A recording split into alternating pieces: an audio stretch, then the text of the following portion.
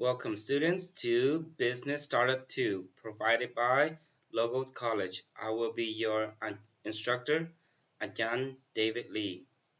Today we'll be using Business Startup 2.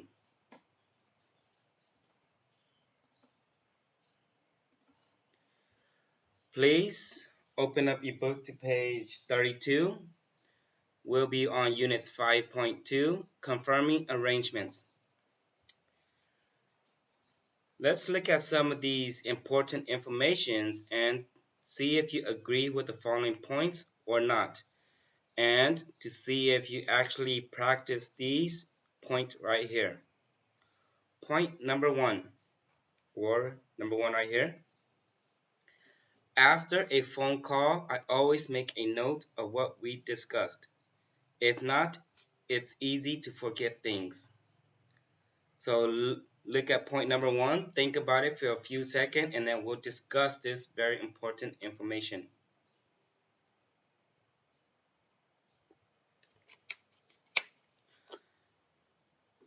In a business environment, or a meeting, or a phone call, this is a very important point that you should always practice. On your desk, there should be some notes. Or when you go to a meeting, always bring a notepad. During the meeting or the phone call, whenever you guys are talking, it is very good practice. And you should practice this every single time. You should write down important information that has been discussed. If you don't write these down, it's easy to forget. You will say, I'll remember this, but then when you do something else, you might forget what has been discussed. So this way, if you are talking to somebody and there's a distraction, you can always look back at your note. Or after the phone call, if you do another activity or another work, you always turn back to your notes and look at it.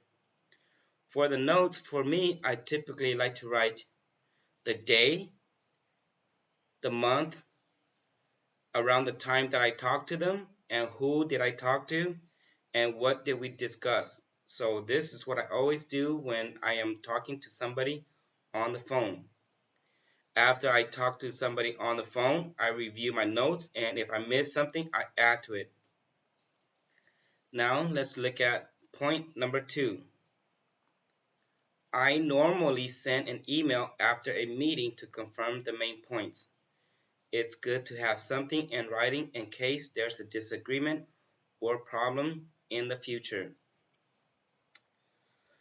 For point number 2, think about it for yourself. Do you email people whenever you have a meeting or a conversation?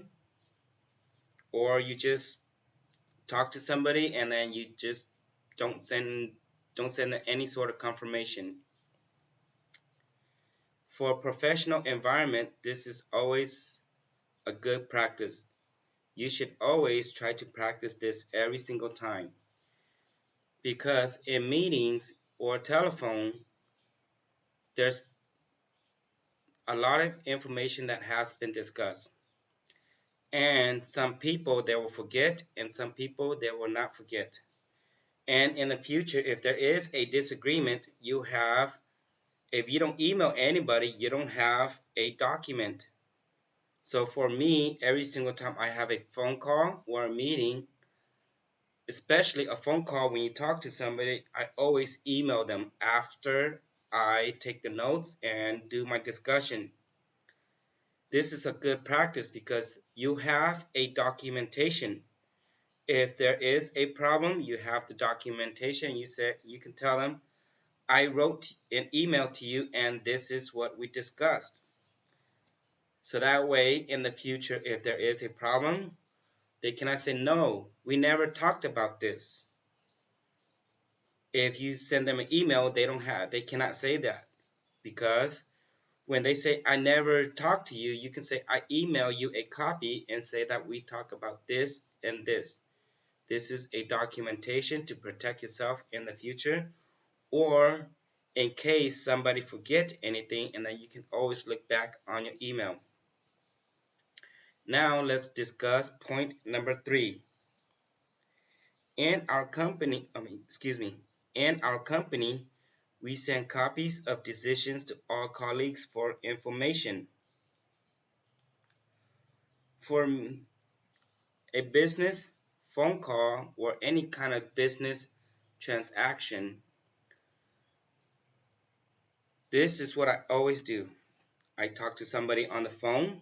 I do point number one. I write down notes. After I write down my notes, I email them, telling them what we discussed. And then number three, when I email them, I email to everybody that works with me in the same office on the same project.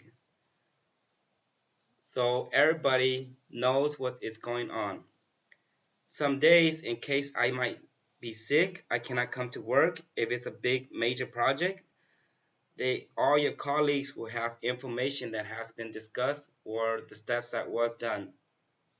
When you email somebody, you always email them, and then on the bottom it will say a CC. So you will CC whoever is working with you on the project. So that way nobody gets lost. Everybody know what is going on at the same time.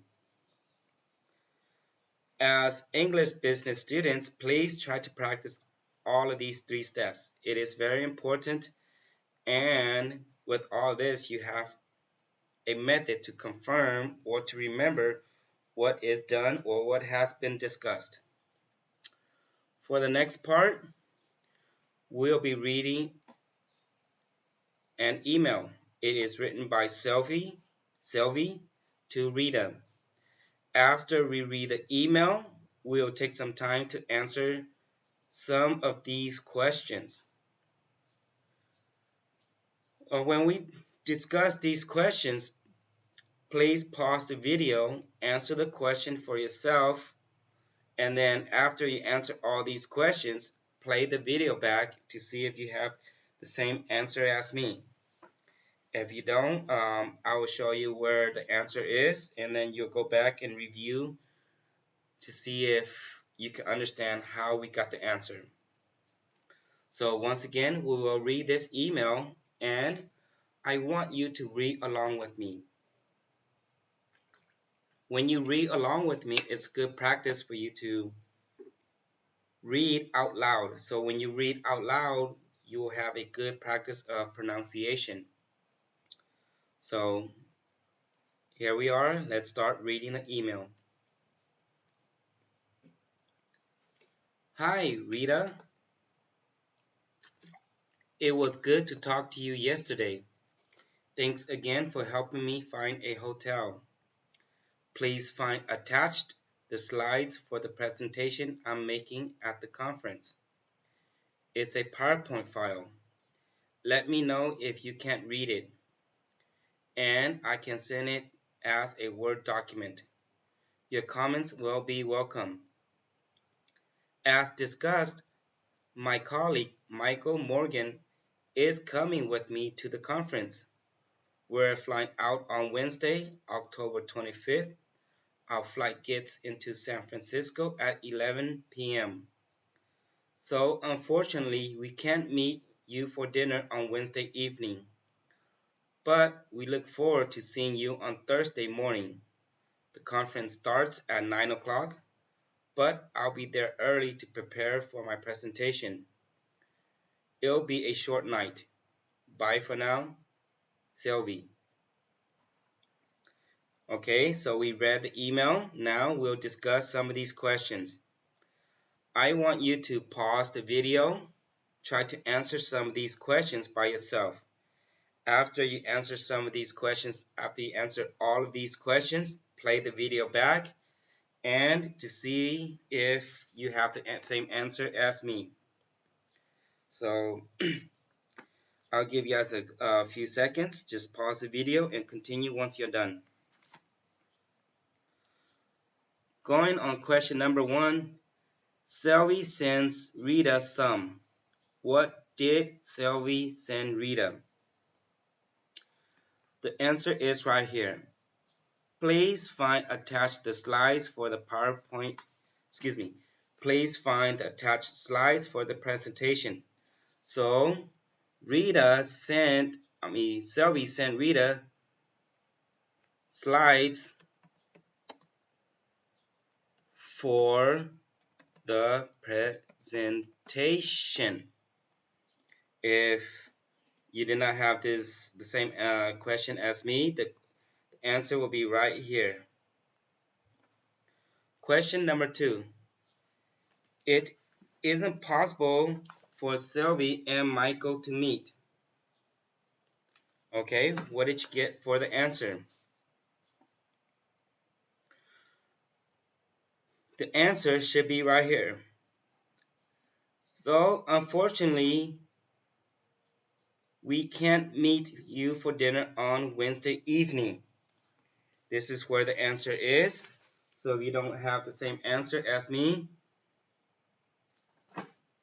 please try to go back and read this again. So it isn't possible for Michael, Sylvie, and Michael to meet for dinner on Wednesday.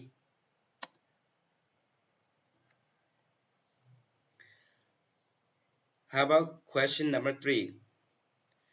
Sylvie, Michael, and Rita are meeting on. What did you get for the answer? The answer for question number 3 should be right here. Sylvie, Michael, and Rita are meeting on Thursday.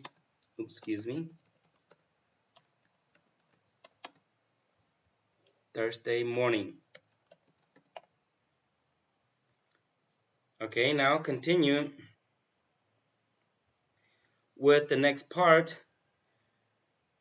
We will read the respond. This respond from the hotel manager. So read this email and then we'll answer these 3 questions. Once again, we'll do what we did earlier. Read the email, give you some time to answer the question, and once you answer the question, continue playing the video to see if you have the same answer as me and where did you find the answer. As I read the email, I want you to read the email with me. So remember, whenever you read the email with me, I want you to read it out loud. When you read it out loud, you can get some practice with your pronunciation. So here we go. Let's start reading the email. Dear Ms. Dam, following our telephone conversation this morning, I confirm your hotel reservation for next month. Please find below details of the booking. 2 single rooms in the names of Michael Morgan, Sylvie Dam, and Charing Medical Equipment. 4 nights, October 25th to the 28th, inclusive. Booking reference 0089566678SR. As discussed, we're checking in after 2300 hours. If you need any further details, please do not hesitate to contact me. Best regards, Luis Gomez, Hotel Manager. After we read the email, I want you to take some time to answer these questions. Please pause the video, answer the questions, and after you finish answering the questions, continue playing the video to see if you have the same answer as me. So once again, pause the video, answer the question, and then once you finish, play the video. For question 1, earlier in the day, Sylvie spoke to. Who did Sylvie speak to? The answer is right here. Luis Gomez.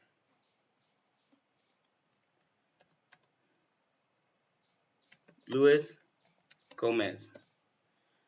This is how we got it. Following our telephone conversation this morning, see, earlier in the day, Sylvie talked to Luis, and then after Luis talked to Sylvie, he emailed her back with what has been discussed on the telephone conversation.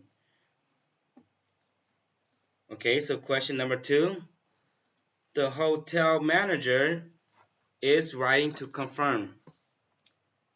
What is the hotel manager writing to confirm?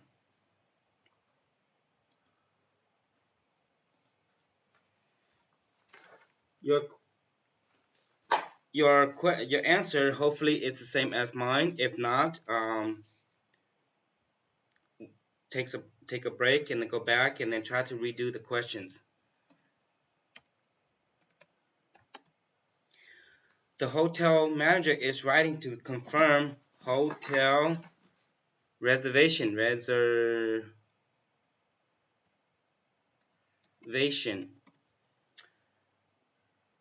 answer to the question is right here. I confirm your hotel reservation for next month. See, so this is where the answer is. And how about question number 3? If Selfie needs more information, she can. What can Selfie do if she needs more information? If Selfie needs more information, she can contact the hotel. Oops, sorry, spelled this wrong. Hotel manager Luis Gomez.